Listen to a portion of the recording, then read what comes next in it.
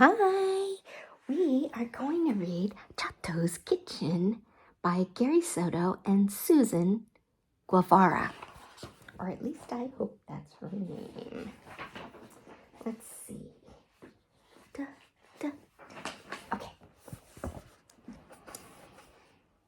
Chato, a low-riding cat with 6 stripes, was slinking toward a sparrow when he heard the scrape of tiny feet coming from the yard next door. Left, right, left, right. Chato's ears perked up. His tail began to swing to the rhythm. He felt a twinge of mambo in his hips. Mumbo, mumbo. The movement frightened the sparrow, who shot off into a tree. Mumbo, mumbo. Oh, it's hard to turn these pages. No problemo, homeboy, Chato said to himself, and followed his nose to the fence. Through the narrow slats, his eyes grew big as he spied 5 mice the color of gray river rock. His whiskers vibrated with pleasure as he leapt onto the fence for a closer view.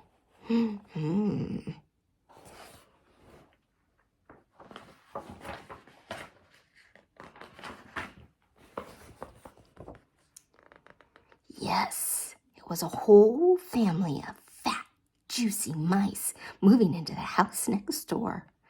Chato raked his tongue over his lips and meowed a deep, growling meow.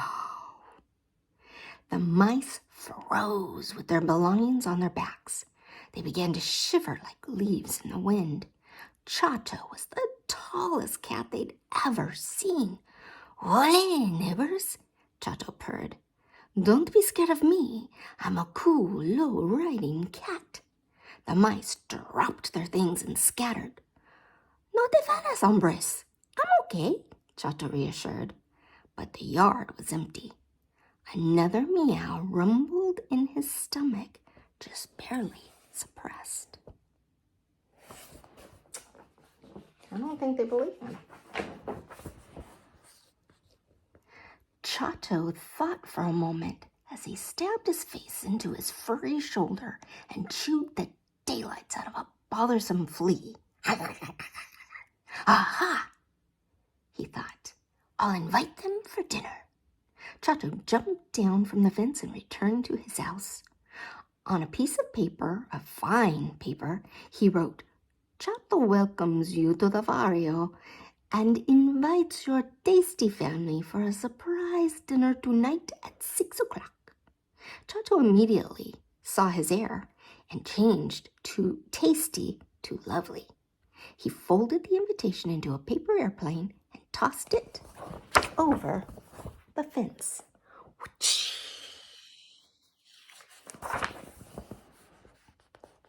The airplane spiraled down on a parachute of wind, and Puppy Mouse read it out loud. "Should we go?" Mommy Mouse asked. "Why not?" Poppy said. "That Chato seems muy simpático. Very nice, I'm sure." "But isn't chorizo coming over tonight?" Mommy Mouse asked. "Híjole, that's right," Papa said. A friend from the old neighborhood was due over for dinner. They called him chorizo, or sausage, because, well, that's the kind of guy he was. After much talk, Poppy wrote back, "Many thanks. Mil gracias. We're coming and we'd like to bring a friend, okay?"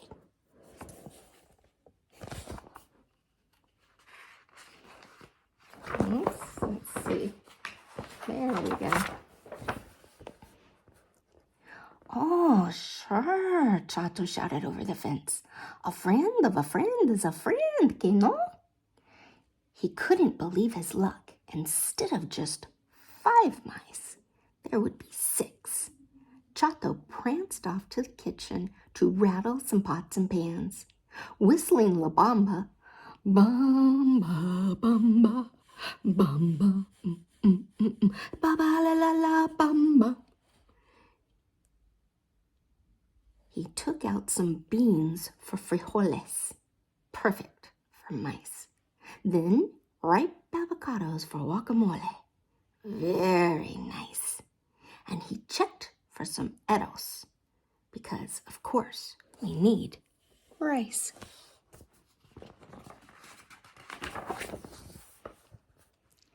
As he was piling the ingredients on the table, the doorbell rang.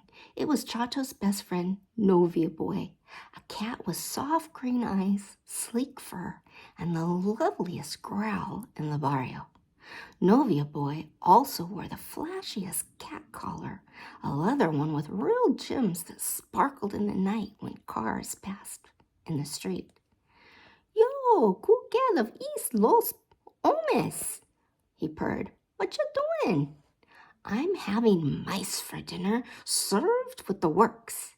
Help me with los tortillas.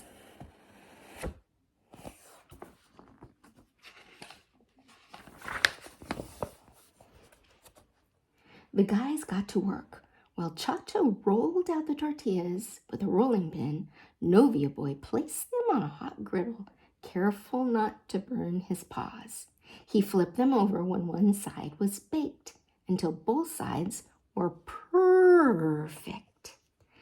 All afternoon they worked away in the kitchen. They cooked the beans and made the salsa, not too spicy for our guests, and a large pitcher of tormarino. They made fajitas, enchiladas, carne asada, telebrano, and finally a sweet, smooth flan.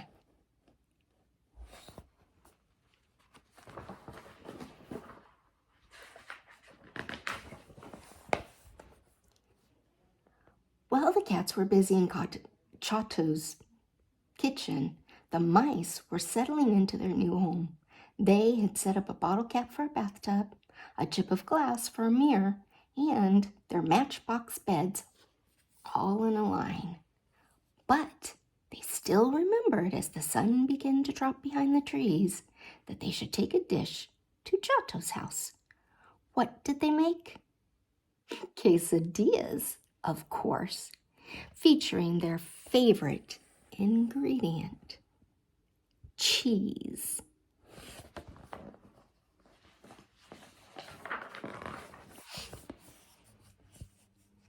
Soon chorizo arrived, and the mice danced in the shadow of their long, skinny, low-riding friend. They told him about the party at Chato's house. Okay, ratoncitos, little mice, it's time to go to the fiesta. So they climbed onto Chorizo's back, where they clung onto his short fur. As if in a limousine, they cruised out of their jungly yard and around the picket fence to Chato's place.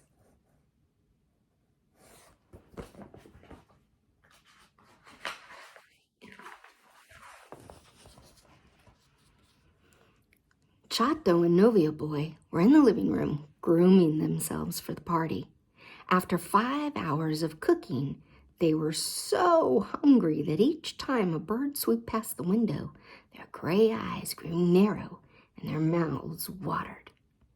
When they heard a rap on the door, they grinned at each other. It was like delivery service with mice instead of pizza. We brought chorizo, Mommy Mouse called. Sausage. Chato and Novia Boy danced. With the clean paws, they gave each other a low four. We have chorizo con mice, Novia Boy grinned. See? Low four.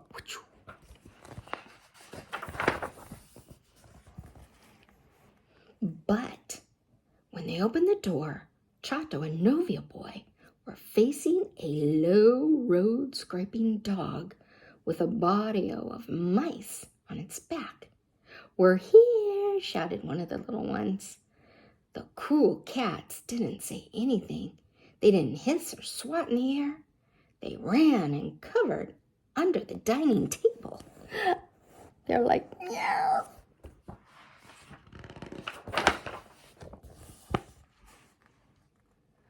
Chorizo wagged into the house, his belly bumping over the threshold. He click-clacked on paw nails into the kitchen, his nose picking up the smells of simmering food.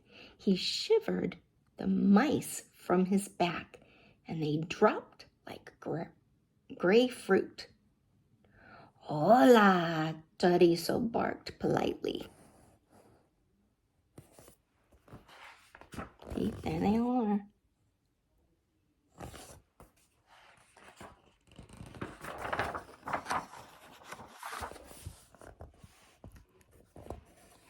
Chato and Novio Boy scampered from under the table and leaped onto the curtains, where they meowed for their lives. "What are you doing there?" Mommy Mouse asked. "Don't tell me you're scared of Chorizo."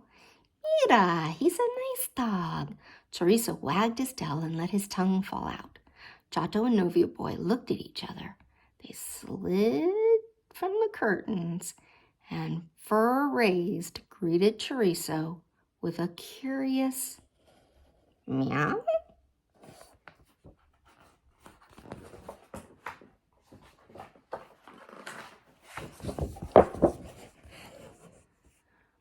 Slowly everyone took their seats. "Salud," toasted Chorizo. "To your health." "Salud," Chato agreed forlornly. He was not going to eat any guests tonight, but still, he figured, it was a pretty good meal they'd rattled from their pots and pans. After all, it came from Chato's kitchen.